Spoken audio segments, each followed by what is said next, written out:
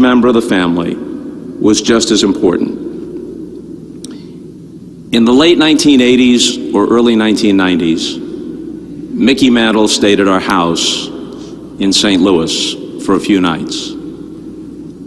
Mickey was having a very tough time in his life.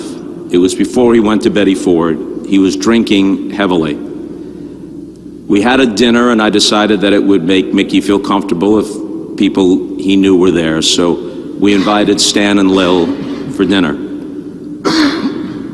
And Mickey said, I don't know how I'm going to do it, but I'm not going to have a single drink all day today or all night out of respect for Stan. I don't want to do anything foolish when Stan is here. And the night went on, and many laughs were had and stories were told. And then after everyone left and everyone else had gone to sleep, it was just me and Mickey sitting there talking well after midnight. And Mickey Mantle, who was a flawed but somehow always lovable man, said something that was searingly honest and also in its own way eloquent.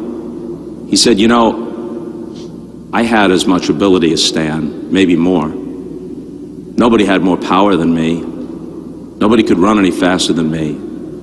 But Stan was a better player than me because he's a better man than me. Because he got everything out of his life and out of his ability that he could. And he'll never have to live with all the regret that I live with. Years later, ironically, only a year after Mickey had turned a corner and gone to Betty Ford, part of the life that he had lived caught up with him, and he died of liver cancer. I gave the eulogy at his funeral.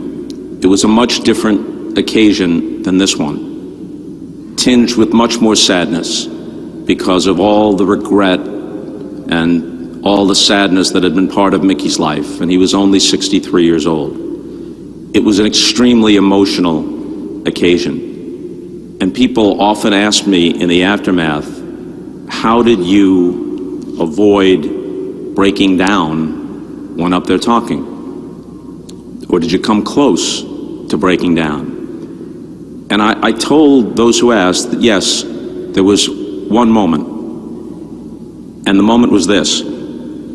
As you stood there, you'd look out, and I tried not to make eye contact with his family, but everywhere you looked across the church, there would be Whitey Ford, or Yogi Berra, or Duke Snyder, or Reggie Jackson, or Commissioner Seelig, who is here today.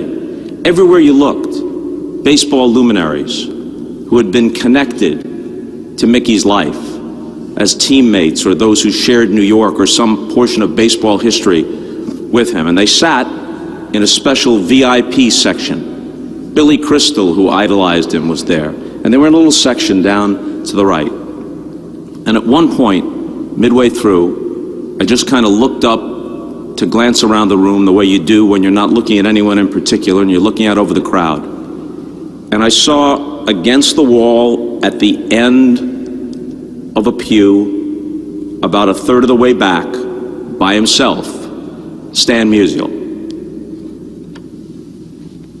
And in that moment, I was struck by the sheer decency of that simple act.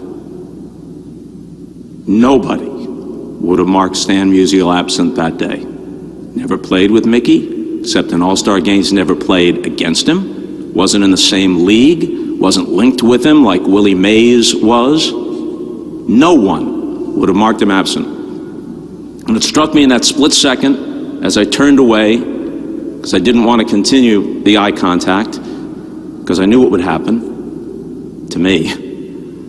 It struck me that a 74 or 75-year-old man who had battled prostate cancer, had gotten out of bed that morning, had gone to Lambert, gotten on a flight by himself, had flown out with no special treatment to pay his respects to a man who respected him so much, and to try and comfort a family that was in a great deal of pain. None of us perfect. But Lincoln once called us to heed the better angels of our nature. I think it's always meaningful when you see someone who does that, who more often than not heeds the better angels of their nature. It was yet another moment of simple decency and generosity of spirit in a life brimming with them. And so today, we say goodbye to this great ball player,